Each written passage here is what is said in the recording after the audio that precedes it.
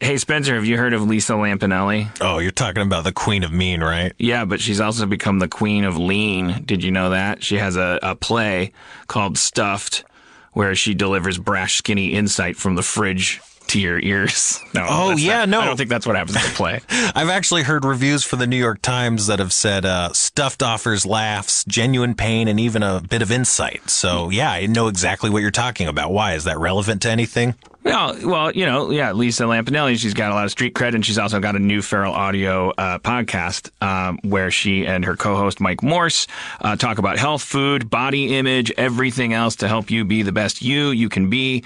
That's a real hairpin turn for the Queen of Mean. She's stopped stomping on political sensitivities long enough to help you self-actualize and engage in some self-care. So what? She dishes out some tough love as she takes your questions about being fat, being skinny, being anything but right, and helps you grab a little self-acceptance? I mean, is that what we're talking about? Yeah, but there's other stuff too. Like if you want to get yelled at by Lisa, you can email getstuffed@feralaudio.com, and maybe she'll make you feel like a piece of shit on the podcast, or maybe she'll make you feel better. You don't know with Lisa Lampanelli. She's the queen of mean and lean.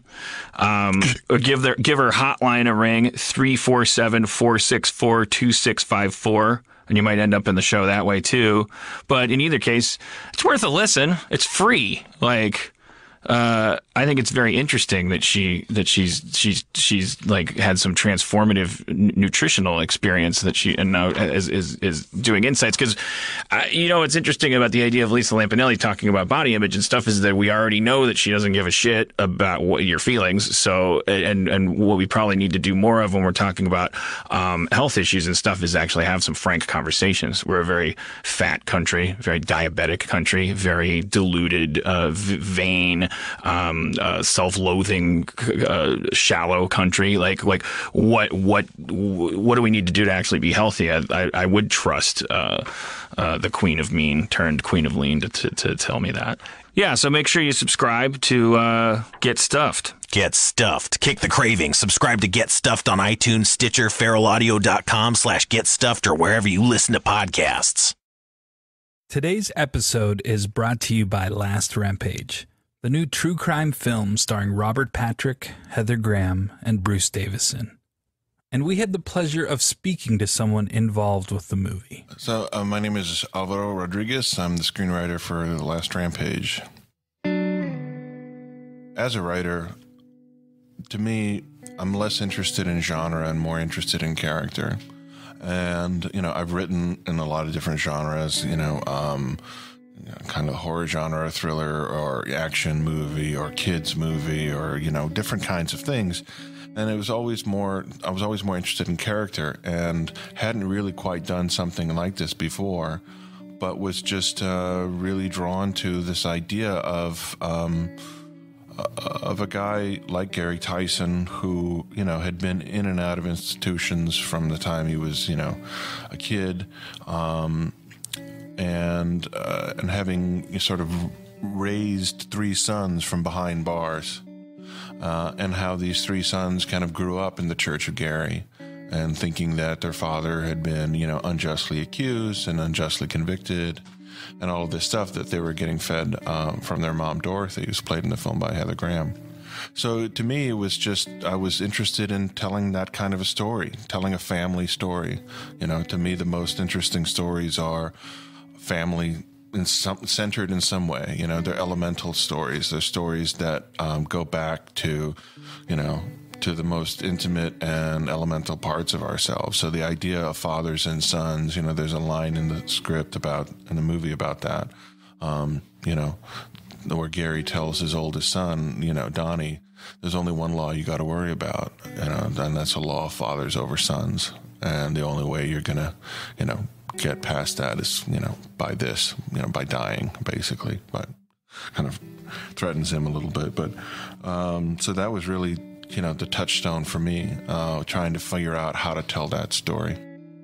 Don't miss Last Rampage, the true story of the prison break of Gary Tyson. In theaters and available on iTunes and all on-demand platforms today. For more information, visit truecrimelive.com or follow the movie on Twitter at Last Rampage Film or on Facebook.com/Last Rampage Film. Good evening, ladies and gentlemen, geniuses of Harmontown.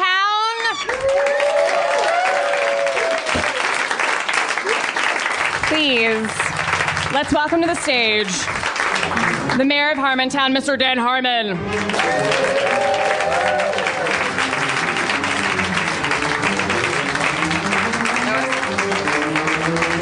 Thank you. Thank you. I already screwed up the music. All right, it's cool. British Scotch. Take Yay! it easy. All right. Please welcome back guest comptroller Erin McGathy. Hey,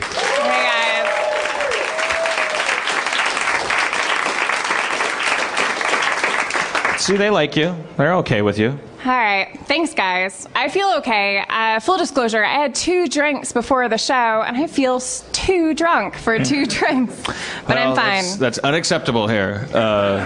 We've explained it before. We run a tight ship. Just don't let it get us off on too many tangents, because we don't like to do that. We like to focus. No. What are your guys' favorite drinks? The theme of tonight is, I guess we decided in the car, because I was trying to explain Knight Rider to Aaron. So I thought maybe if we made the theme the 80s and we'll just get some stuff from you guys about the 80s, and I'll try to find out what she knows about them. I was trying to explain Knight Rider to her, and I realized it sounds like a pretty sloppy show. Well, he was a cop that I think he got targeted by the mob, so then he got killed, but they erased him and changed his face and gave him a new name. Well, why'd they do that? Well, I don't know. Right. So instead of putting him in the witness protection program, they're like, I think you could also just keep on being a cop. Yeah. Well, they wanted him to fight more crime. Isn't the car talk? The car has a spirit in it, right? It doesn't have a spirit in it. It's just a very sophisticated automobile. This was a time in pop culture when computers were very exciting to people and magical. Like it was enough that it was a computer. That's what made it talk. But it had a personality. Yeah, that of William Daniels from St. Elsewhere. Yeah. Aaron, let me ask you something. Okay. What do you know about Alf? I saw some episodes of Alf as a child. I didn't. I remember that he was he was kind of like a sexual puppet, and he was couldn't tell that guy what to do. He had a lot of advice. He also always stayed on a couch. He never got up from the couch, but sometimes he got up from the couch. Stayed behind the couch, probably. No, He's a puppet, right? So he must have stayed behind the couch. But a lot of times he was on the couch, right? Or behind. I'm just telling you about my memory. No, I don't. You saw it more than me. I never watched that. Right, but he was an alien, and a family took him in, and boy, did they learn a lot about who they were. Were there people trying to catch him? Was there ever a danger? Because I used to watch My Favorite Martian and Mork and Mindy, and there was always a. Who is your favorite Martian? Just kidding. Sorry. Ray Walston. I don't remember. There's usually like an FBI guy or a cop or somebody that, boy, oh boy, if we find out, oh God. Because in addition to being younger than you. I'm sorry, stop everything. Adam Goldberg is getting fidgety. I just saw him in the audience. He's raising his hand. No, that's normal. Stop the show when he's seizuring. Adam, I have a pad of paper. Whenever you have an idea, write it on the paper. And we'll talk about it. Alf was constantly menaced by the government. And the show ended on a cliffhanger where they caught him and they never made part 2. Oh. And he fucking wanted to eat a cat. That's all. Right. Cats. You like cats, yes. You have to call on me. All right. I'm sorry I have Asperger's. All right. Let's hear for Adam. Here's everything that Adam just said. Hey, Adam. According to Adam, Alf was wanted by the government and wanted to eat cats. Then he said, I'm sorry I have Asperger's. Which he insists on pronouncing that way because he has Asperger's. It's like a tick. I just wanted to say I feel like this is important. I am 12 years younger than you, but I also, because I'm a Navy kid, when I was a kid, the television, was anyone else a child in the Navy and grew up on Navy bases? So we watched a channel called AFRTS. So you watch like a weird selection of shows. So I may have seen Alf, but I saw like 3 episodes of Alf. I'm sorry. Because the soldiers aren't allowed to watch current things. No, because there it was might just incite them to be non-soldieric. They go like, wait a minute, who is the boss? Kill the general. That car is talking. I mean, I can talk. Talk my way out of this war. Who am I fighting? I'm disappearing. Yeah. Camelot. No, they do the same thing with the juries. Because they have to sequester them, and they do the same thing in all of China. They have to, you have to like keep people from looking at Bloomingdale's catalogs if you want to fight a way of life. Alf, we have to talk. That's my impression of Alf's dad, Max Wright.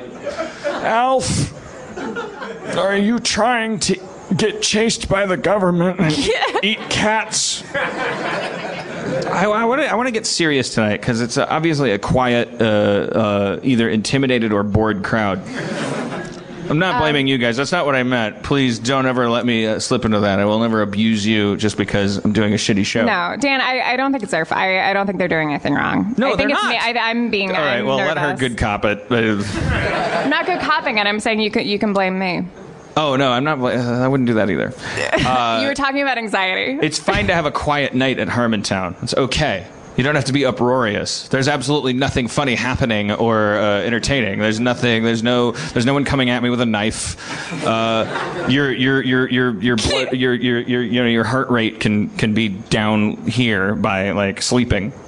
You can be relaxed like a person in a commercial for a bed. It's fine. Because ultimately there is no sponsor, and there is nothing at stake, except your $10, which is now gone. But I will give you $10 worth of an experience. Well, if I have to slash my wrists up here, you won't react to it. You'll cringe, and it'll make you sad. Tonight we are sponsored by Humanity. That's correct. Thank you, baby. So we're talking about anxiety. I want to talk about my newly found mental disorder. The fact that I'm losing my fucking mind. The fact that I'm falling apart. I started doing this diet where you eat. It's the 4-hour body diet, and hold for applause. Okay. I didn't mean it. The 4-hour body diet in a nutshell. I didn't read the book. Erin did. She imparted it to me. You eat beans, meat, and veggies for 6 days a week. And then every cheat day, Saturday in our case, you eat 18,000 cupcakes, 20 pretzels, cars, fire hydrants, whatever you want. Because you're spiking your blood sugar and then you're doing all that stuff. I'm certainly not doing the diet right by supplementing it with quarts of vodka. There's all kinds of variables there. Started doing the diet, lost a bunch of weight. Then for you avid podcasties, you know that there was a point where I called an ambulance because I got so lightheaded. I had no idea what was going on. I had a sensation that I had never experienced before, which was just vague lightheadedness. I didn't faint, and there was no pain, and I wasn't my heart wasn't going fast. There was nothing other than it was just like cloudy. But it was so persistent and so odd. I never experienced it before, so I was certain, well, this means I'm dying. And I gave it like 45 minutes to an hour to go away, thinking, well, and drinking water, maybe it's and ate a bowl of beans, like maybe it's blood sugar because of this diet. It just keeps going. I'll lay down. I don't want to lay down because that's what dead people do. And I lay down and then I get up. Now I'm even more lightheaded. Okay, call an ambulance. Ambulance comes over, full of all these Jake Gyllenhaals, and they said you're in fine condition. I went to the doctor. Doctor took my blood. Blood came back. He said, as I talked about on the podcast, cholesterol's perfect, liver's perfect, kidneys are perfect, blood sugar is very, very low, but not in a bad way. Your triglycerides are high, but not in a bad way. It's just a sign of you being on this diet. I'm like, okay. So that didn't show anything. Then I keep having these lightheaded spells, and I'm like, what the fuck is going on? And Erin keeps going, it's probably anxiety. Probably like, I'm like, fuck, that's retarded. Stop it. I'm sorry for the retarded people that just heard me say that. Like my sister. My sister's retarded. I get one every podcast. It's because of her and the sacrifices I made growing up with her. The next thing I call retarded will be valuable and capable. All right, but so I slowly come to then I had this breakthrough during this beach trip with my friends. I'm like, God, somebody said, well, maybe it's a vitamin D deficiency. I'm like, God damn it, that's it. They said I had a vitamin D deficiency. So I go out in the sun and I'm like, I'm like Birdman. I get power. That's what it is. Of course, I never go out. I figured it out. And then a half hour later, I'm like, ugh. And then I have a root beer and I go, no, it's blood sugar because now I feel great. I take some potassium. I eat a banana and I go like, no, it's potassium. Stairs. And every time I get on the internet and I Google whatever it is I'm doing and I go potassium deficiency and it pulls up the symptoms and I search for lightheadedness and I go, okay, there it is. I clinched it. I got it. And I'm like doing all these experiments on myself, trying to figure this out. And basically all the experiments result in just further and further panic. Like I just keep... Like, these things don't go away. So we went to San Diego, went to the San Diego Zoo. I'm walking around. She's in heaven. She's always wanted to go there. It's a bunch of fucking animals. I love it, too. But I'm preoccupied by, I keep having these spells. I'm like, there it is again. Okay, I'll drink a Sprite. I think it's blood sugar. I'm back around to that. Now I feel better. Okay, I've noticed half hour after I drink a Sprite, my head clears up perfectly. But then that starts not being the case. Then that science goes out the window. Now, no matter what I do, well, maybe I drank too much Sprite. Maybe I'm hyperglycemic. I don't know what's happening. And Erin, who's been saying for weeks, like, it's probably anxiety. So we're standing in line. She goes like, let's go on the bucket that takes you over the whole San Diego Zoo and dangles you from 5,000 feet. That'll relax you. And I'm standing in line, and it's like, this is probably not a good idea, but I don't want to be a pussy because God knows I've done nothing but show her what a man I am so far. I want to find out now that I am a complete pussy. So I'm just kind of standing there going, this is not a good idea. I'm going to be in a bucket dangling over people. And we get to the front of the line, and I was just like still talking about it. And like, I just don't get it. It's not the Sprite. It's not the bananas. It's not the pretzels. It's not the fire hydrants. It's not the giraffes. It's what the fuck is wrong with me? What's happening to me? And earlier that day, I'd been like in tears. So there's something wrong with you, and you don't know what it is. Like I'm spoiled rotten. Like, so 20% of you in the audience have something. Like, some of you have diabetes, some of you have MS. Like there's a guy here that's an aneurysm survivor. He came here tonight in spite of his symptoms. He's like the doctors are giving him horrible news, and I'm just going like, oh, why am I lightheaded? I'm in my life. I can't do it. Like crying in hotel rooms, and then going to the zoo and going, I think we need to go home. We're standing in front of the line at the bucket, and Erin goes, Dan, you've eliminated every possibility. Sooner or later, you have to accept the fact that you're going to be fine. It's anxiety. No, it's not. It's not anxiety. I don't have anxiety. I'm at a zoo. Everything is going fine for me. You've spent the last 6 months to a year going through enormous changes that no one, you're the only one that hasn't acknowledged. You're the only one that hasn't accepted or acknowledged or expressed or felt any of it. You've acted completely normal while your entire life has completely changed. And it doesn't matter if you're at a zoo or eating spaghetti or drinking Sprite or dancing or drinking or drinking water or not drinking water. They're coming and going at random intervals. You're having panic attacks. And the way that they go away is when you accept the fact that you're going to be fine. And I was like, I was just thinking in my head, like, this fucking bitch keeps going on. It's just making me panic. And I had experimented in the past with like looking in the mirror and going, you're fine. That's stressful.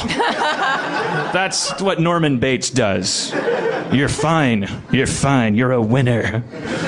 You're going to get out there and take the world by storm. Get out there, Norman.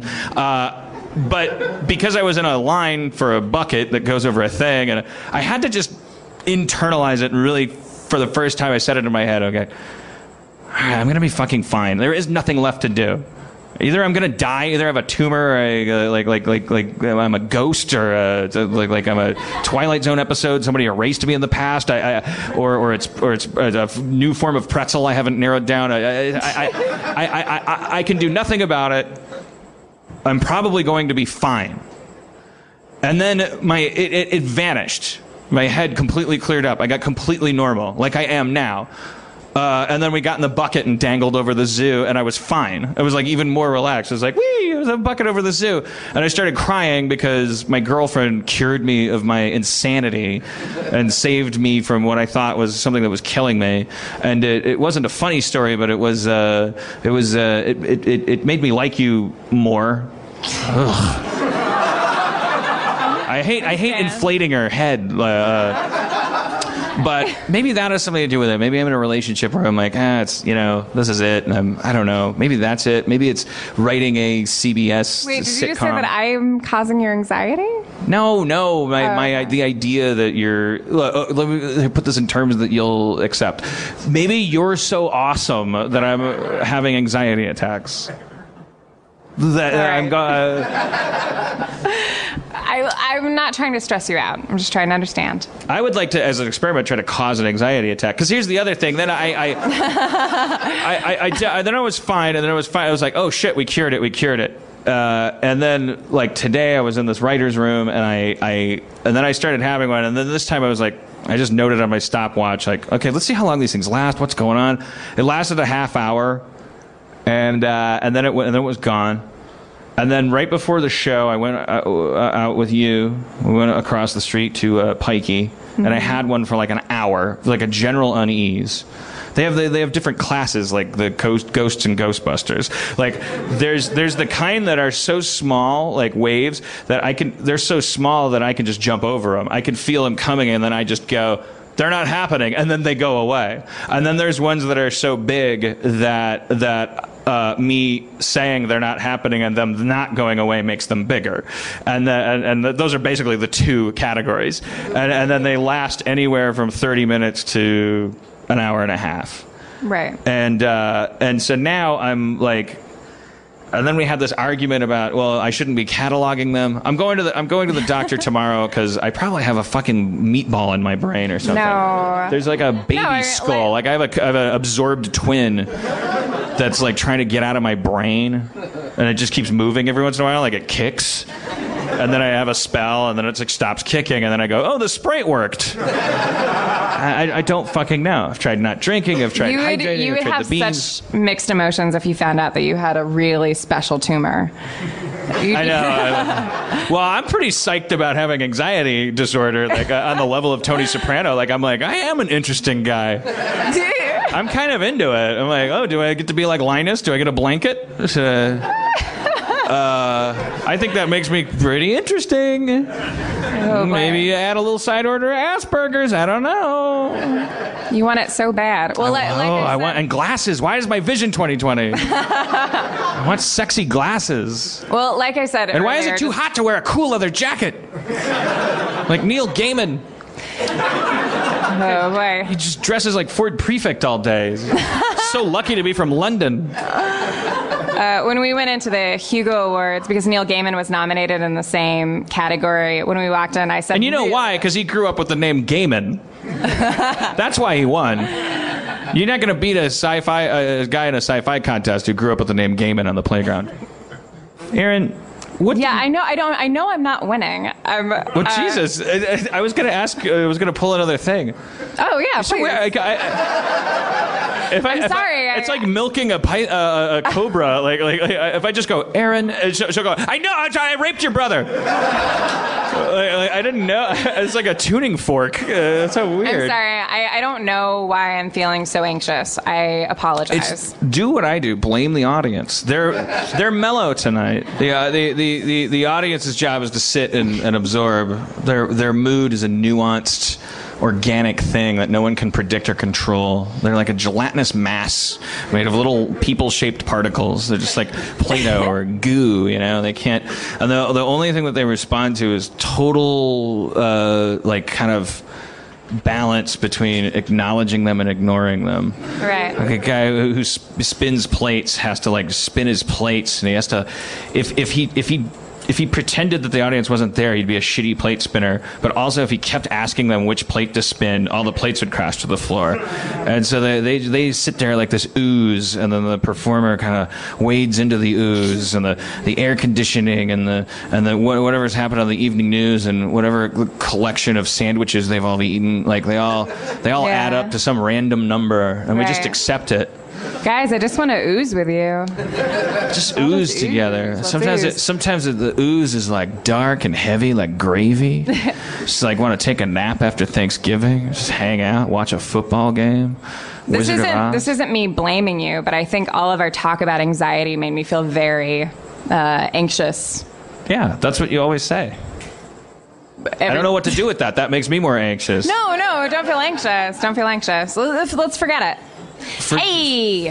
Forget that I'm having anxiety attacks. Forget that me talking about them gives Aaron anxiety attacks. Everyone, please forget that you affect us. Forget you're watching a show. Get up and in an orderly fashion, go to your cars and forget that you came here. I did want to say really quick about anxiety attacks, that just because you identified it doesn't mean that it's going to end. It's good. It also doesn't mean that I don't have cancer. Like, the symptoms could still be the same. I'm going to go back into the doctor and I'll go, seriously, you can't just take some blood out of a guy's arm and tell him he's fine. Right. Like, something's happening to me. I don't want to think that you have cancer. No, you're not dying. Aaron, I'm dying. You are in love with a dying man. It's just like how I love my mom before she died of cancer. Maybe I want that kind of love. Maybe I'm sick of hearing about this woman. I gave you so much. Why don't you marry her? Or let go of her and marry me? You were going to go to the bucket? I don't know. What was that? Hey, Max Headroom. What do you think? Oh boy, we went to my 10-year high school reunion this last weekend, and Dan was a hit. He started he started everyone dancing. Like, he just decided that he would start dancing, and the band geeks from my class came up to me and were telling me that they all knew who Dan was, and how they were telling me how cool it was. All the band could have predicted that. Well, and that was his reaction. I thought it was really cool. I was like, damn, they know who you are. I was like, yeah, pretty much. And I know who they are. Their names are Bread and Butter. And I have known them for my entire 20-year career.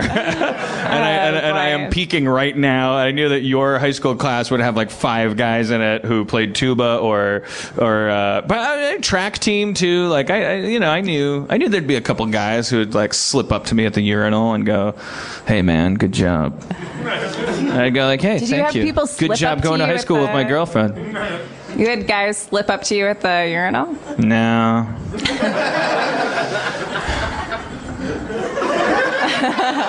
And I spent like an hour there. Hey, yeah. Because of my prostate. Waiting. And my desperation. I tried to take Aaron through all of the Friday the 13th movies. What I like about trying to explain 80s things to Aaron is for the first time in my life having to explain them and realizing how dumb they are and like how confusing. Like, I was trying to go from Friday the 13th Part 1 all the way to the end, even though they stopped numbering them and started rebooting and all this stuff, and it got very convoluted. Same with Knight Rider. Same with Phil Collins. My whole life becomes rubble in the eyes of my 27-year-old girlfriend. No. Wow, you like dumb shit too. I don't care about no neutral milk hotel. I don't know, why is their hotel neutral? It sounds answer that. Stupid. Can we talk about the fact that you don't know how Smurfs talk, which I found out? I know how Smurfs talk. I called Aaron a Smurf for I can't even remember for what reason. We were in a hotel room, but I wrote this down. Because I can't remember why I called her a Smurf. I was like, well, she was brushing her teeth, and she was like, "Come on, let's go." I was like, "Hey, you sound like a Smurf." It was just a riff. But then her response was, she said, Well, stop being Smurf lazy and Smurf brush your teeth. That's not... I can't believe you don't know how Smurfs talk. Smurfs, all their adjectives are Smurf. Okay, Like, so tell me. Say I'm going to go park the car in Smurf ease. Okay, I'm gonna go Smurf park my Smurf car. Amazing. You're wrong. I'm going to go Smurf my Smurf. Oh. Yeah. Well, that's stupid. Yeah, well, they're Smurfs. They're fucking idiots. And they're all dead now. You don't even, it's not an adjective? It's Yeah, a noun? you can't tell what the fuck they're talking about. That's the whole point of Smurfs. They make no Smurf when they talk. They ask the question, how strong is context? And they go over the line to the point where you're like, what are you talking about? Whoa. Honey, the boss gave me a Smurf today. Oh, fuck you or let's get married. Depending on what I find out later a Smurf is. Yes, exactly. That's the whole thing. This guy goes Smurf brush your Smurf teeth. So adorable. I can't believe that's the extent of my power. That's what 12 years buys me. Lording that over you. You'd think I'd have bigger arms or something. Or, I don't know, 12 years. Like I should have a unicorn or something. Instead of just some trivial knowledge about Smurfs. No wonder I have anxiety attacks. I'm feeling better. Oh, okay. Well, let's change that by playing Dungeons and Dragons! This episode of Harmontown is brought to you by Fulton and Rourke. Jeff, you're sick of spilling all your colognes all over the place. You hate liquid colognes, is that correct? It's my nemesis. It's the thing that gives me nightmare dreams all night long. I can't remember how many times I've walked in on you just covered in sticky, wet cologne. I have traveled and broken a bottle of the cologne that I wear, and then my luggage smells like a French whorehouse for the rest of time. Yeah.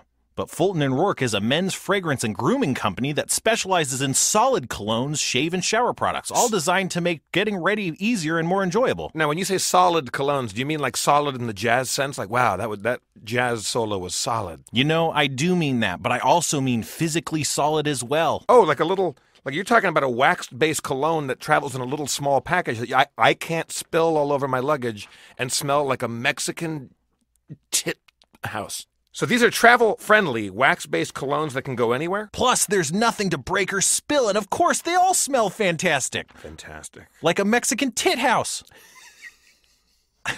I mean, there's different levels of Mexican tit house. I mean, there's the high-quality ones. There's the ones that you wish you didn't go to. Right. Yeah. Titas fantásticos. Is one of their fragrances called Mexican tit house? Yeah. Que fantástico. Fulton and Rourke's bar soap is designed to exfoliate the skin with or without a washcloth. Also, you don't even have to touch it. It comes and does it in the night. Well, that's amazing. That's literally unbelievable. Did you know, Spencer, that GQ magazine just named their shave cream the very best on the market today? Well, yeah, of course I knew that. Why would you ask? I mean, who am I asking? I mean, this guy, you go to his house, it's like an episode of Hoarders. So many back issues of GQ magazine there. Right, and I got to tell you, my house is made out of bricks of cologne. Wax-based cologne, I hope. Yeah. Try it yourself at FultonandRourke.com and save 15% off your purchase by using the code FERAL, F-E-R-A-L, at checkout. That's feral at checkout. Smell good for once, you fucking bums. Fulton and Rourke, get your smelling good. Fulton and Rourke, time to get your stink on. Off. Get your bad stink off and get your good stink on. Fulton and Rourke. Not by Menon. Different corporation. By Fulton and Rourke. All right, Spencer, you wanna take your position at the Dungeon Master table? So for those of you who have never been here before and never listened before, a couple weeks ago we started playing Dungeons and Dragons on this podcast. I've since then learned that there are several podcasts that play Dungeons and Dragons. And that Brian Posehn just launched one where that's all he's going to do. Right. And I'm not going to let it stop me. I don't think you guys are having a terrible time. You guys all seem very nice. Can we give it up for Spencer, who's really wonderful? Thank you. And also, can you give it up for yourselves for going to a live show? That's exciting and nice. That counts as an accomplishment these days. That's the new thing. We were at the San Diego Zoo, and we came up with an idea that I thought was pretty cool because I heard a baby crying, and you're walking around, you're so used to looking at animals, and you're seeing these signs with animals on them. And then I heard a baby crying, and I couldn't tell where it was coming from. And I was like, that'd be weird if you walked around the corner and there was a cage and it just said baby. There's just a baby in there. And then I realized, baby zoo. Like ingenious because practically no overhead because we're overpopulated. So, and they're everywhere. But people like them. They like looking at them. Women love them. And the cages are cheap because they can't go anywhere. And then when they get old enough that they're not fun to look at for women, you send them to an idiot zoo. Because they haven't learned to do anything, because they've just been babies in a zoo. And guys would love that. Right. Or that's when you get the men money, because it's like Three Stooges. You just go through, imagine going through cage after cage of like guys that were raised in captivity with no exposure to any alphabet or math. And they're just like eating bricks. Like guys would be like high-fiving each other. So I people call me crazy, but I know how to save the economy. Baby zoo. Or if you don't have money for idiot zoo, you get a giant tank of water, and you drop all the babies in the water, and then you flash freeze it. It would look crazy. They'd all be in different positions, with their soft faces. Jesus. And then you'd slice it into different sections. What the fuck? And you'd ship it off to different places, like what New are you, York. Eli Roth? Who are you? What? And my parents would pay for it. What? If I'm Eli Roth. Jeez, I'm talking about a beautiful baby rolling around in some grass or whatever babies like. Me too, man. You burn them, you use the fertilizer for a field, right?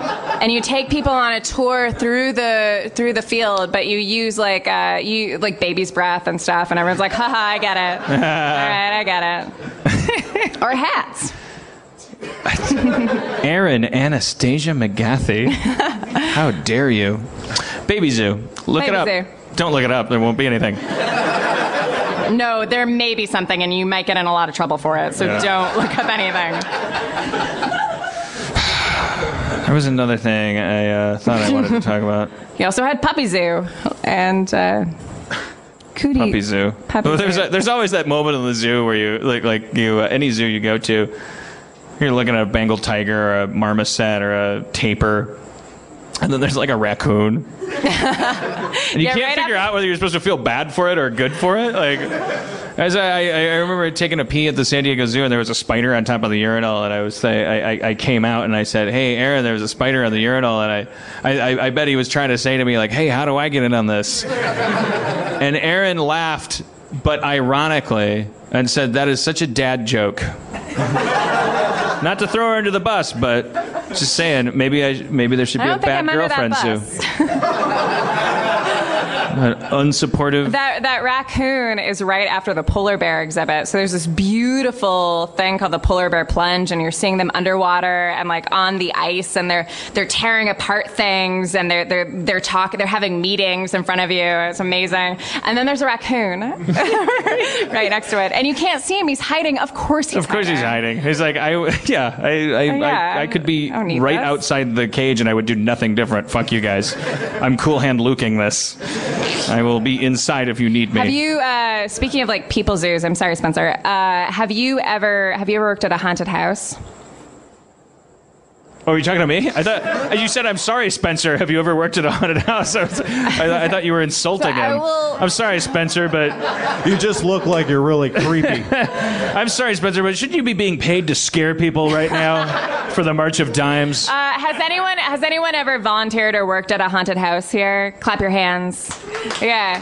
It's kind of like being at a zoo. You sit in one little station, and all day long you do one thing, like jump out of a coffin or be afraid by a hanger or... Yeah, afraid by a hanger. I would say that's the Mommy Dearest exhibit, but there's no 40-year-olds here that would laugh at it. God damn it. Stop being Smurf lazy and Smurf brush your teeth. I just keep seeing that. Sorry, I got my little file. And then one last thing. This is the last thing. After this, we're off-roading. Okay. Up until now, it's been a Ruby on Rails. I was just having drinks with Aaron before the show, and at Let's hear for Aaron. Across the street. Thanks, guys. Whew. Pumped up. We split a little burger patty because of our stupid diet, and then they brought the check and they put 2 little meringues on it, which we can't eat. But Erin took the meringues and put them in her purse and said, "I'm hiding these because I don't want to hurt her feelings." That's it. I wrote it down. Like the waitress has a relationship with the meringues. When I was 8, I went to dinner with my mom and her childhood best friend, and her childhood best friend made steak and like put it down on the table, and I took a bite of it, and I said to my mom, like, "This tastes like rubber." And my mom took it and threw it in her purse, and she was like, "Shut up." And I sat there, and like her best friend Denise came back in the room. She's like, "Whoa, big appetite." And my mom's like, "Big appetite." And I was like, "Big appetite." And my mom had to throw away her purse. Like, she had meat in her purse. R.I.P. I'm pulling up a chair like Bill Cosby because it's so fucking low key tonight. Talk about a trip to the dentist for 45 minutes. I don't care. No, it's because we're playing Dungeons and Dragons, and I'm gonna nail it. Am I tonight. playing Jeff's character? I guess we should just transition. I have a little surprise for you. Okay. You just sit tight and let me play Dungeons and Dragons by myself. Surprise! I need my character sheet. Spencer, how are you tonight? I'm doing pretty good. How are you? I'm good. Good. This is engaging podcast talk. Thank you, Sarcasmos. Spencer, you look very healthy. What? That's probably the first time that's ever been said to me in my life. You look spry, and your cheeks are rosy. You look healthy. Oh. Okay. I'm sorry, I'm possessed by a dying Jewish woman, I guess. I'm sorry. Well, thank you. All right. To recap as quickly as possible, I am Sharpie Butts a lot. I am a first-level wizard. I have recently become friends with my previous rival, Quark, played by Jeff Davis. We fought a giant piggy bank and beat it. And then we got some treasure. And now I refuse, just because Jeff's not here, to not play the game. So, Spencer, tell me where I am and what's going on. Well, you're still in the cave, and after putting most of your treasure away, you notice a strange wooden box. For the podcast listeners, I have this physical box. Come and take it, please. Oh, my God. Whoa. This wooden box is stained purple with engraved stars and celestial bodies on its surface. Oh my God, Spencer's proposing to Dan. Oh my God. You know, Dan, it's been great on this podcast these past few weeks. I hope this campaign never ends. I know we took it to the next level in our relationship last week with that hug. It meant a lot to me. Will you please level up with me forever and become immortal? Right, well, wait. So if I open it in real life... Spencer handed me a real box. This is a little weird. Sharpie Butts-a-lot found in his treasure. So if I open it in real life, I'm opening it in the game, right? Yeah, and if you open it in real life and it's a trap, you're going to die. Oh my God, someone tape it. All right, well, I'm not going to open it.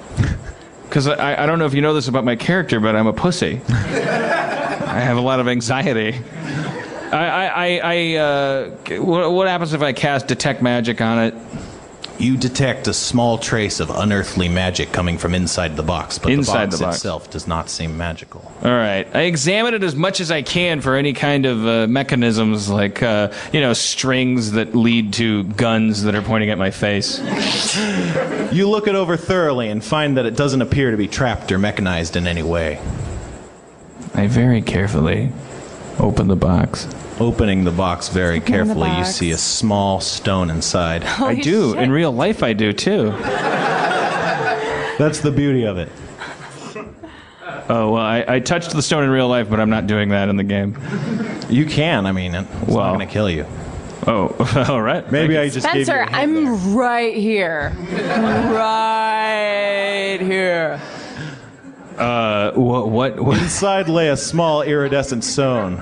Its surface shines in many colors and its shape is confusing, full of squared spirals and tiny ridges. Yes. As you Kind of hold like it- your relationship. This is all an integrated marketing campaign for Spencer's girlfriend who owns a surf shop where she makes shitty jewelry. Go to Babette's Beads on Pacific Avenue. You find yourself enamored with this unique design, which can be ordered online. It's called a quiggle. It's supposed to bring you luck in finance. Sorry. Grasping the stone in your hand, you feel its surface warm up and your surroundings fade to white, and you lose consciousness. What? The next thing you know, you're outside the trove again. The stone glows brightly, then fades to dimness. This must be the fragment of greatness that Darevon sent you for. Oh, that's right. The scryer who sent me and my friend Cork to the trove said that there was a fragment of greatness. I found the. So did you say I teleported? Yeah, when you lost consciousness, and when you came to, you were outside the trove. Then it wasn't anxiety. It might have been. All right, but I teleported, so that doesn't Sharpie has happen. his demons. All right, well then I'm done with that trove, so I'm going back to town. All right. The road back to Thornvale is long, but you are confident after finding the fragment of greatness. You see the familiar green rows of fields surrounding Thornvale, and it fills you with a sense of comfort and calm. It's true. On your left, you see a stables, and just past it, the local tavern. Now, I didn't come up with a tavern name. I thought the audience might want to name the tavern, maybe. All right, what's your name, sir? David. Mad Lib style. Do you want to name a tavern? Sure. Take your time. I'm gonna make a drink, and we can edit out the pause. So just take your time. You're not under any pressure to be as magnificently witty and quick as I have been tonight. And you can take. Just listen to this music and think of a tavern name. Aaron, you can talk about pantyhose or something. Well, Pantyhose. For times when you feel like your legs are a little too pale, or for when you are dating someone who says that he likes pantyhose. Pantyhose. For ladies who want to feel like Sigourney Weaver in the 80s. But have varicose veins. Right. Pantyhose. For when you have a meeting in the morning and a burglary at night. Pantyhose. Thanks.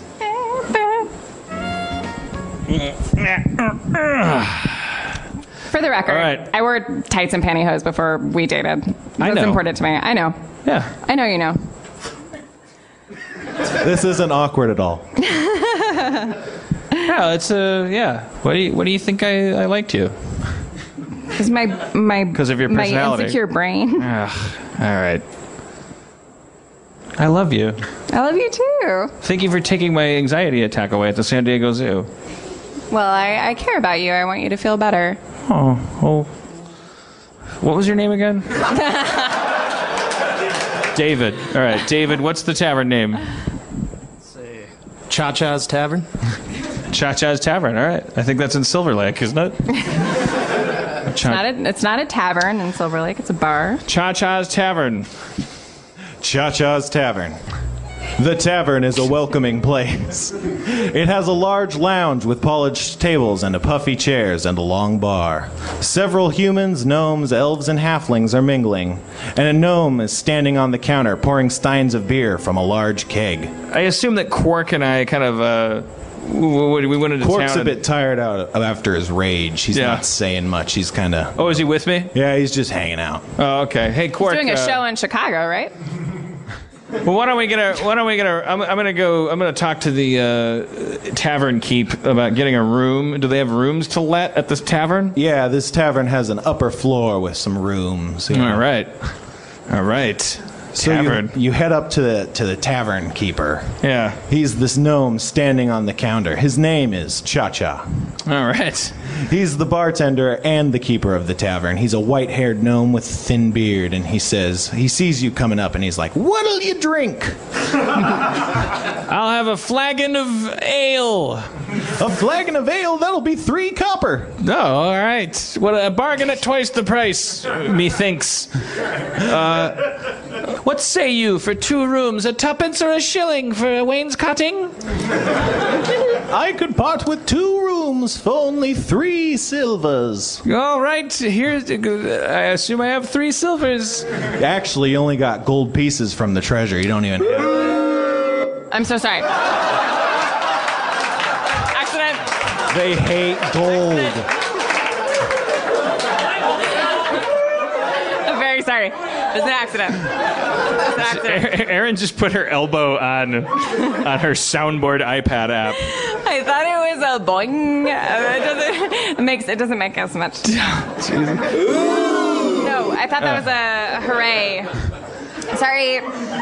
It's mixed pretty high, n'est-ce pas? Like for. All right. Pardonnez-moi. Here's a gold piece. Keep the change. Oh, wow, a high roller, eh? Are you an adventurer? Yes, and I'm new to Maine. I've never been in the lighthouse district. Yes, I'm an adventurer, and I'd like to make sure our rooms are particularly safe. So keep the change in exchange for your constant vigilance. Much obliged, sir, but have you seen this? He motions to a poster on the wall. It's a wanted poster. It says, "Wanted, the Ember Mauler."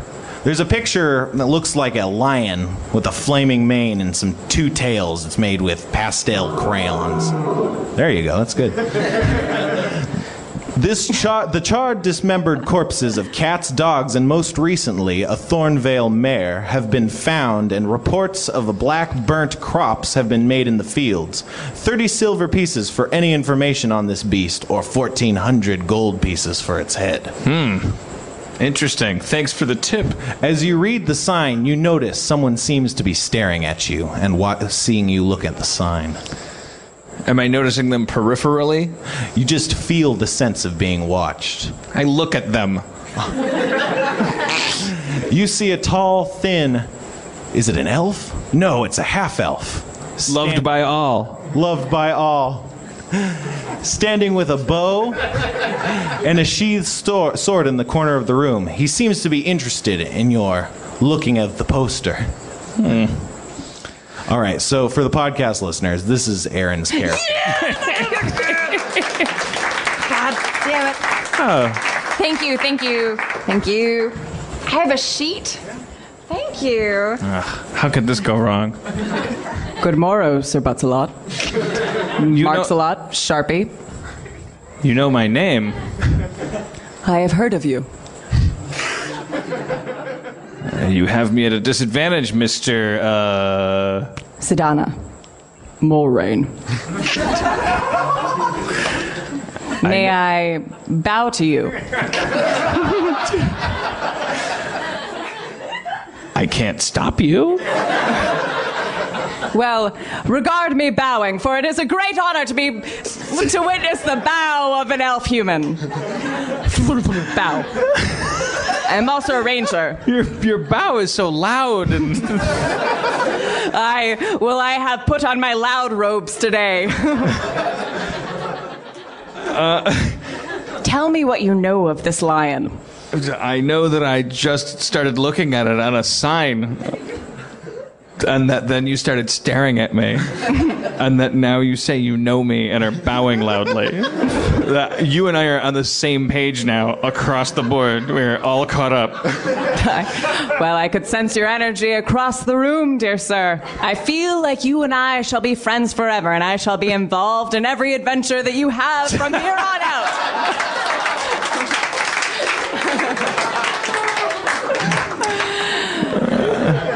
Interesting. Well, regard my bow. Oh, it's so cloying and invasive, like its owner. May I join your team?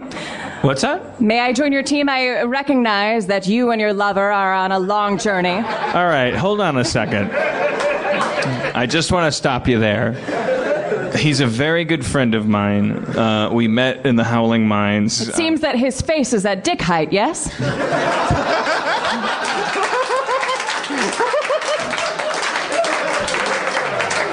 I don't wish to be disrespectful, sir. Yeah. Only understanding. Can I inquire as to your specialties, what you're bringing to the table? Should we go on an adventure together? For now, I shall let you know one of my special abilities. For I am full of mystery, and that makes people like me more. I am immune to sleep. Ha ha! Ha ha! Let us adventure! Do you like cookies? I also have cookies. That's okay, right? You got cookies, Having yeah. cookies. Yeah, I like the cut of your jib. Thank you, sir. I think that I just have to make sure that you're not going to murder us in our sleep. Oh, of course not, sir. I have never been known to murder. In fact, I'm kneeling. I'm taking my hand and I'm crossing it across my chest. Sir, all of the Sedanas have been onerous since the beginning. We existed with the dinosaurs.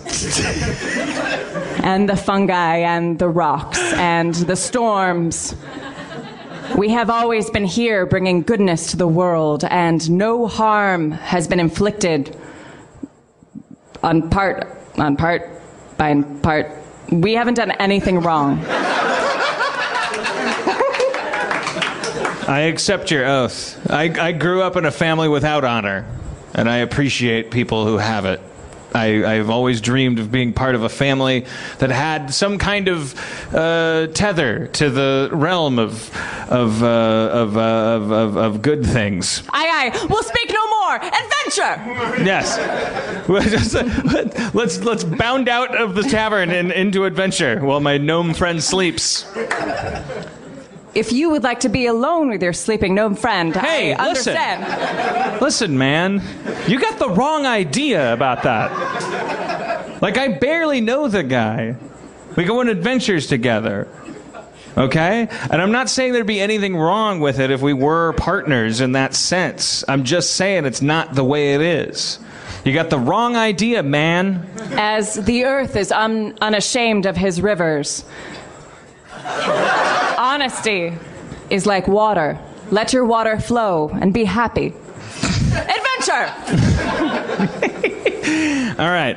Well, I feel like an adventure would take too long at this point. I've come a long way. And we need to sleep. Fine. Well, I am immune to sleep, so enjoy your sleep. I shall dance and plan and dream and sing. Are you staying here in the tavern? Yes, I am not leaving you. Ever. I am part of this. Haha! I should go up to Quark's room and ask him if he's willing to have Solomon Goldberg. What's your name? Quite all right. Lorraine Sedana. You head up the stairs to Quark's room. You open the door. Quark is trying to get to sleep, but he hasn't quite got to sleep. He seems kind of bothered. I nudge him gently. What? Quark, this is Solana Gomez. Just want to get the quick verification that she will be involved permanently in all our adventures forever? Well, does she have a bow? Do I have a bow? Does the earth have dirt? Do the oceans have water? Yes, I have a bow! Adventure! Will you guys let me sleep? Yes, I know that you're metaphorically out of town by being in bed. And your butt is full of cum. That's not true. I don't know where you got that impression.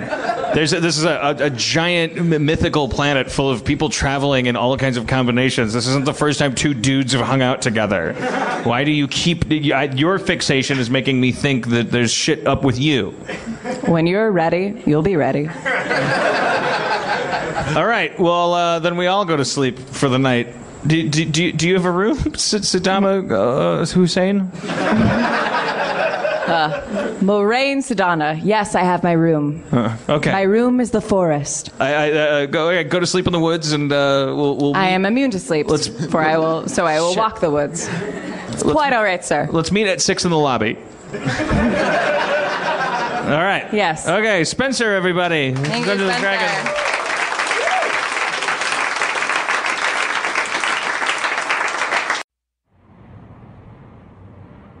A cold, misty morning fades as the gray sun rises overhead, revealing the head of a mysterious robed warrior. He gestures at you and makes a compelling offer.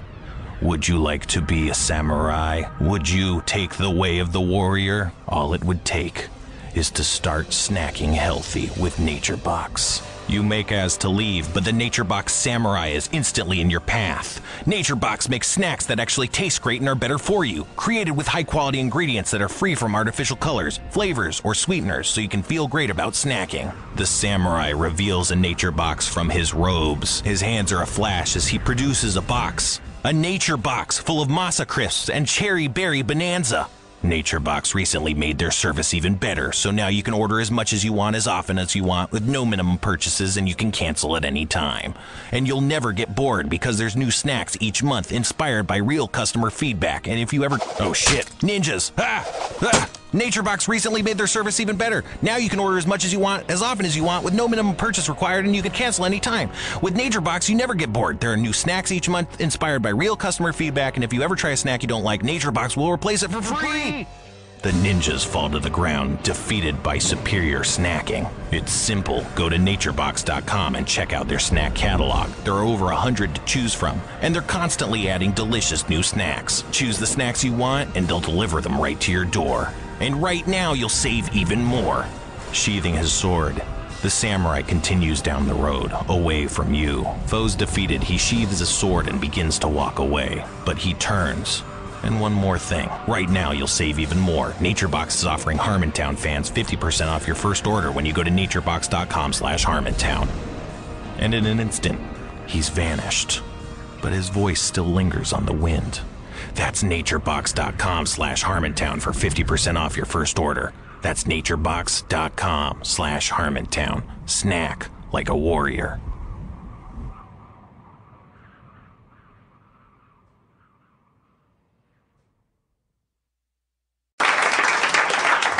All right, so it comes to this point in the show where and this has happened before, where we try to figure out how this isn't the worst Harmontown ever. Like, what is it? What do we do? We're going to go for broke. We're going to do something. Okay. So we have to close up the show. We have to go to a weird, personal, revelatory, exciting, interesting place. Okay. Help me out.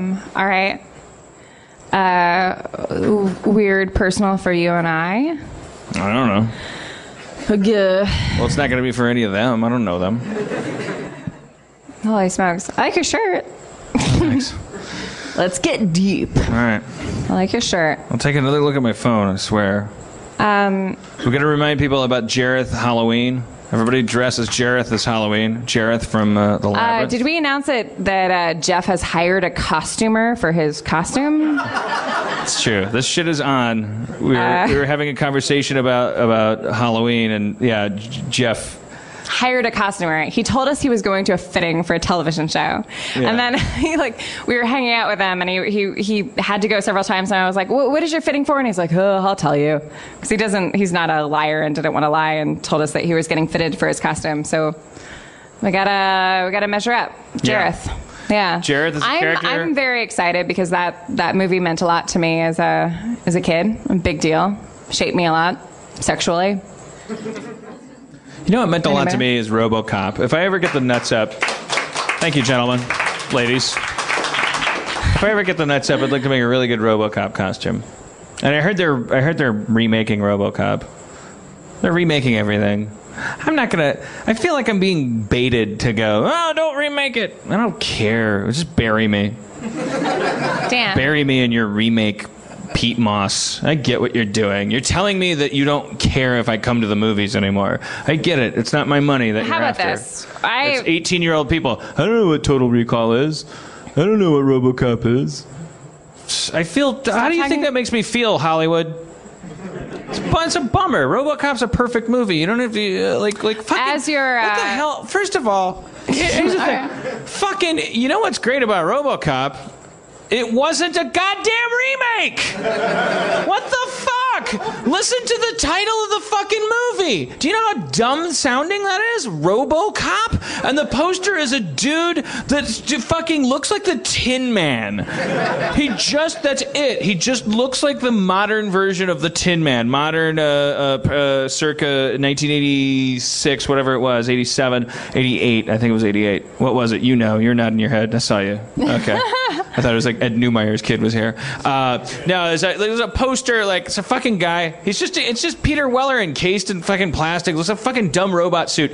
And the poster said, part man, part machine, all cop. And you did RoboCop. Dumb, dumb, dumb, dumb, dumb. But here's the crazy thing. Great movie. Amazing movie. And it wasn't a revisitation of anything. So now you're revisiting it. Why? How hard can it be to make another RoboCop without calling it RoboCop? Speaker head. I'm looking across the room. I see a speaker. Speaker head. Part speaker, part head, all crossing guard. I'm proving the theory wrong, aren't I? Maybe it's not that easy, but an hour? If you had an hour? Dan. Like, come on. It's a fucking unicorn octopus. Shoe hamburger. Salt giant. Ice monster. Fucking meatballs 9. Wait, no. Dan, sorry. I think you should stop. You're naming all of Rob Schneider's next 10 movies. Dan, lumber, giant termite. Dan, giant anything. Giant. Dan. We haven't made everything giant. Just give me a second, baby. I'm talking to friends. I'll be to bed in a second. Giant anything. Giant beer bottle. Giant piece of fucking glass. What about that video now about that guy that puts the mason jar up his ass, and it breaks in his ass, and then he pulls the broken glass out of his ass. Maybe there's a movie there. Adapt it into something. What was that guy thinking? What's he doing? Like it's a modern day Frankenstein. It's just called Glass. Yeah, I don't know, glass, but yeah, there's a hyphen between the L and the A. Insects decide that they're at war with people. The sky is a monster. The hole in the ozone becomes a mouth. The sky is a monster. How do you run from the only thing you've ever been under? Fucking done. Taking 90 minutes to write it. It's called Chicken Huge. Maybe it's good, maybe it's bad. Make 10 of them. One of them's going to be good on accident. Die Hard wasn't made by geniuses. It was just fucking stop it. Knock it off. Stop trying to figure out the system of how to guarantee your movie's going to make money based on the variables of, well, you take Matt Damon and you put him in it, and then you take this thing that is Where the Wild Things Are. That was a hit book. And then you shoot it in 3D and you guarantee the overseas. Come on, man. Like fucking people used to wing it a little bit. Dan hates romantic comedies because he hates the idea of people cheating on people, and he's convinced that every romantic comedy is about people cheating on people. And recently Dan and I got in a very, very big fight because I never ask Dan to watch romantic comedies with me, but I wait till he's asleep. And then I put on a romantic comedy, and I was watching the 5-Year Engagement with Alison Brie from your fucking show. It wasn't a 5-year engagement. No, but he was asleep. It was a 2-year relationship, and then they broke up for 2 years, and then they got back together. Herman, first of all, didn't watch the movie. I watched enough of it. You didn't watch any of it. He woke up in the middle, like in a fever dream, and it was like, fucking romantic comedies, movie industry, you cheat on somebody, get together, and no, I want to be with somebody, and I kiss them. Like, insane. I realize I want to be with you because I kissed this person. Then we're in love. That fucking make a million movies. It's like going to a salt restaurant. It's a seasoning. Romance is a fucking seasoning. It's not a plot point. Adam, you're killing me. You're killing me. No, I don't disagree with you. He hadn't watched the movie. I watched it when he was asleep. I leaned over and I was like, "Oh, I'm sorry, Dan. Don't be upset." And I kissed him. He shoved me off of him. And he's like, "Fucking cheating," and he just associated me with the cheating and the movie. You're not putting this. I talk in my sleep. He was asleep, and I was asleep. That's not. You're making everyone think I'm a weird Scarface like character. I talk in my sleep with all this cocaine and then these guns, and they were his friends. I talk in my sleep. Will you tell him the thing I said? What was the thing? Which thing? You talk in the sleep. You sleep all the time. The shittles thing. Dan talks in his sleep all the time, and sometimes I can understand it. I write it down, and it sounded like a movie pitch. And I can remember it. He said it's the 70s. I said it's the 70s. But it's the 70s. What was the middle part of it? They're all shooting us. Yeah, they're all shooting us. Company. Shittles. Shittles. It was like a pitch. It sounds good. I'm developing in my sleep. It's the 70s in a world where disco is the way you dance and bullets are what you use. Shittles. Don't make them angry. They'll dance all over you with their poop. Dance all over you. I'm just saying. You. Here's the thing about movies. Yeah. You can just make them up as you go. Speaking of making them up, Dan and I did an improvised movie like a month ago. Where's this going? Could we get a suggestion of a moody title? Wait, you want to close the show with more improv movie things? Can we hash out the rom-com thing? Because when you and I talk about it and there's no one else around, it's seriously, I swear to God, it sounds like a bit. We've never fought about anything more severely. Here's the thing: I never make you watch them, and you get mad at me for watching them, and then tell me that it's not a big deal that I watch them. I don't make you watch them. I just don't want. You don't make me watch them, but then I go like, well, I go to the sci-fi fantasy section, and you kind of like, come on, you roll your eyes a little bit. No, I don't. The time that you're talking about was after a very big fight we had, where you were in the wrong, and I made a bit saying like, well, I thought you were gonna go to exactly. And then it became we got in a fight about something else. You went to the bathroom, and I started picking out a movie, and I came back and you looked at the section I was looking in, which is what I would like to call movies about things. But Dan, I watch exclusively sci-fi with you. I don't make you watch anything you don't want to watch. I like watching sci-fi. I like watching all those things. I am perfect. You came back from the bathroom and you looked that I was surfing through movies that are about like time travel and spaceships and lasers and stuff, and you went, well, I guess you weren't that sorry. Like as if I owed you, because we had a fight and then we made up. Now I got to watch fucking Jason Segel and James Franco travel across the country together. Because I don't. This I is don't. where we I had don't- the fight. The fight started because I made a joke like, "Oh, I thought you were gonna turn on some romantic comedies." So he's like, "Well, what do you want? A Jason Segel's Stephen Crow?" Like as if that's those are the only movies I like. I like romantic comedies. Those guys make my romantic comedies. I watch every single romantic comedy. Yeah. I like it. Yeah, but like I know they're shitty. Well, Dan. Are we really Jesus, gonna have I know this fight the in movies front of about your octopus children? monsters are shitty, but they're about something. It's like there's always a guy, no matter how Yeah, bad and I don't the movie is. discourage you from watching them ever. You I don't, did when you came out of the bathroom. No, it was a fucking bit. God damn it! It was a bit. It was a bit. You're a bit. You're a human bit, and Yeah. I'm telling you, man. I'm just saying. Movies about people that fall in love and then fall out of love and then fall in love again. It's like eating ketchup. They're not fucking for you. You can Don't put that watch ketchup them. on a movie about an octopus monster. You can have a guy invent an octopus monster while he's falling in love with someone. And you can have the octopus monster be the reason they fall out of love. And then they can fall back in love because they beat the octopus monster. It's ketchup. The movies that are popular, like it's just fucking the mushrooms on Fine. top of the steak. Like just You're you can't, right. if you, I'm not if you arguing only eat against those, the you'll movies that die. you like. I'm not arguing. I watch all of those movies with you. And the ancient Greeks didn't. So You're wait. the most high maintenance, difficult person on I the can't hear face you of the right now. planet. I can't hear you because I have a bigger point to make, which is that we've been telling stories for 60,000 years. Pulled that number out of my ass. It doesn't matter. You can play as many sound effects as you want. We have been telling stories for 60,000 years.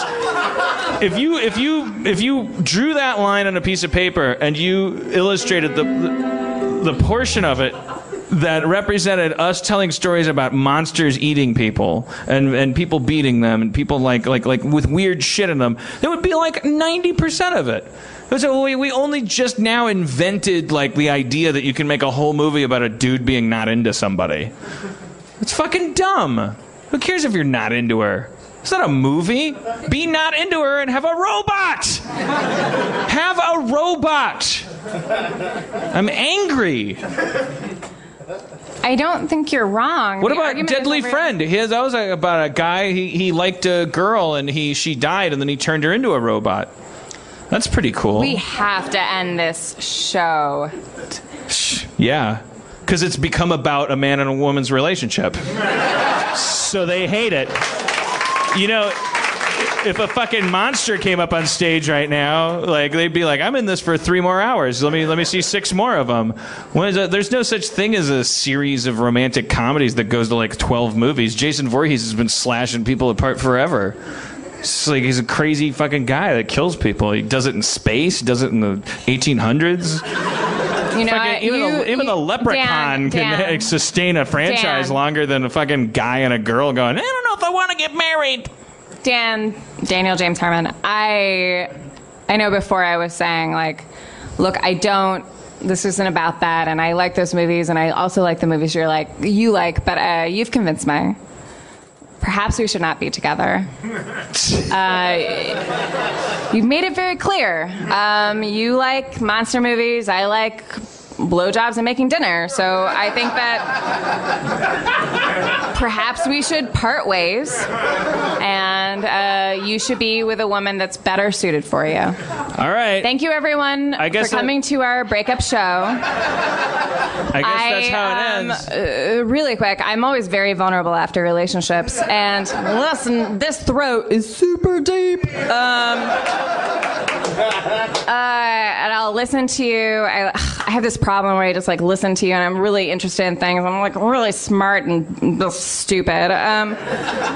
So if you want me to listen to you and talk to you for a while and blow you and love you and care about you, then I'm available. I'm also I know this is a big bummer, but I'm not crazy or like emotionally dysfunctional. I don't think so. Okay, all right. So I'll be in the parking lot and I'm on just my gonna knees.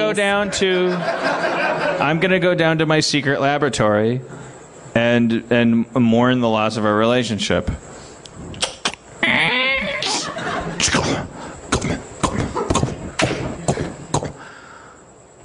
Computer, Yes, Mr. Harmon. Continue research project Omega Amadeus. Omega Amadeus online. Pretty fucking interesting. Meanwhile, I'm on the edge of my in the parking lot. All right. I obey your command. Omega Amadeus, seek out all female life forms and annihilate them. I am online. I am programmed to comply. Meanwhile, in the parking lot, your mother was shitty. I'll be your mother. I'll be there for you. CG wall explodes. Eliminate all women. Cars exploding. Meanwhile, in the parking lot, yes, I have one of those weird squeezing vaginas. So embarrassing, but it squeezes and stimulates a penis unlike any other vagina that's ever been. Car door rips off. A giant robot hand grabs your body, lifts you into the air, and Omega Amadeus looks at you with its gleaming red eye and says, state your primary function or be exterminated. Honestly loving. Oh. Little tiny robot dick emerging from tiny hatch. Just put it right here. Affirmative. It'll be okay. Input acceptable. Thank you, everyone. Yeah, see, just all right. Thank you for coming to a very special Harmontown. Thanks for coming to Harmontown. As in short bus special. I'd like to thank some people. Katie Levine on audio, Scott McKeever, Emily Gordon, producer of the live show, Danielle Kramer, Dustin Marshall, podcast producer, Mo, on-site director, and Jenny Fine, the fine artist. Thank you guys so much for coming. Have a great night. Drive safely. Thank you, Aaron McGathy, for comptrolling. Thank you guys. You're a wonderful crowd. See you next week.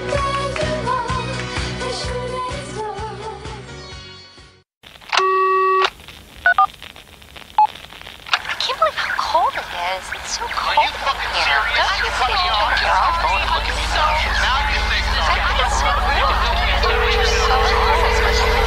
As a branch of the United States government.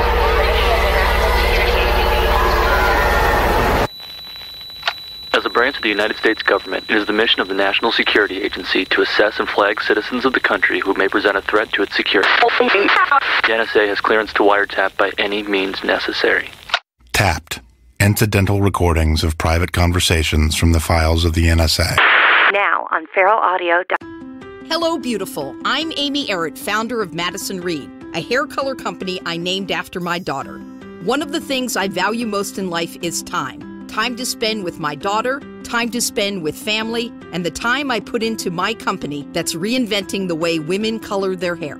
The busiest, most successful women I know use Madison Reed, the amazing hair color hack. In under an hour and for less than $25, Madison Reed delivers gorgeous, shiny, multi-dimensional, healthy-looking hair with an ammonia-free formula. You'll look like you just came from a salon, but the reality is you have more me time to do what you love. Things get busy. Let us take care of you and your hair. Find your perfect shade at madison-reed.com and get 10% off plus free shipping on your first color kit. Use code NEW. That's code NEW. Try it. Love it. That's the beauty of Madison Reed.